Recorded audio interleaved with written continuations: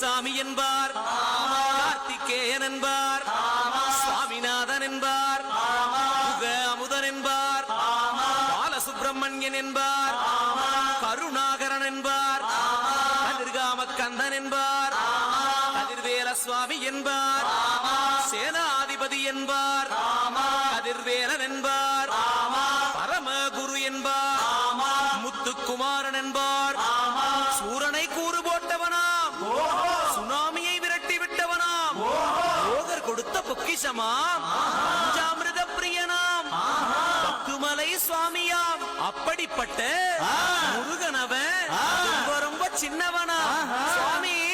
சின்ன சின்ன முருகைய சிங்கார முருகைய கொஞ்சி கொஞ்சி தமிழ் பேசும் செந்தில் வடிவேலனவ.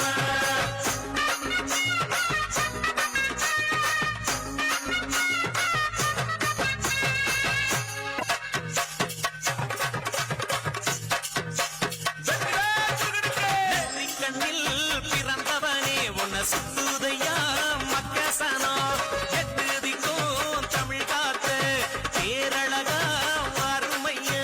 சின்ன சின்ன முருகைய சிங்கார முருகைய கொஞ்சி கொஞ்சி தமிழ் பேசும் செந்தில் வடிவேலனவ.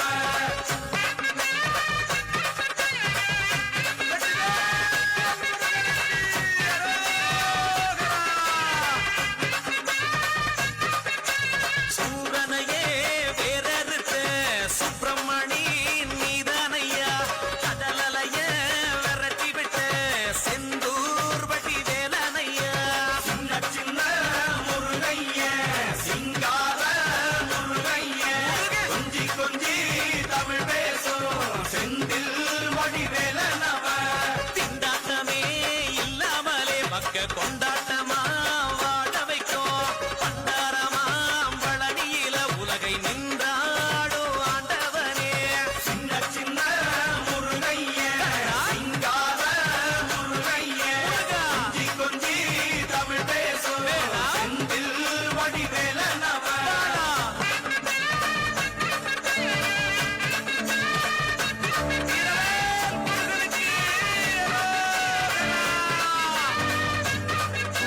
கந்த சஷ்டி கவசப்படி உன்னை பிடிச்சபடி நொறுங்கும்படி, கந்த வேலங்காலம் பிடி நாம நினைச்சதெல்லாம் நடக்கும்படி.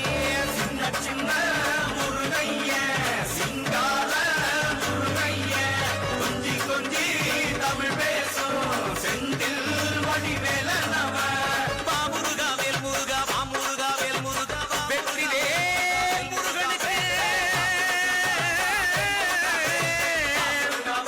அந்த வீரவேல் முருகனுக்கு அரோகரா அரோகரா அரோகரா. ஆகா, அற்புதம்! கோயிலுக்கு சென்றால் கூட முருகனை நேரில் தரிசிக்க முடியாது. அந்த முருகனே இறங்கி வந்தது போல் இருந்தது.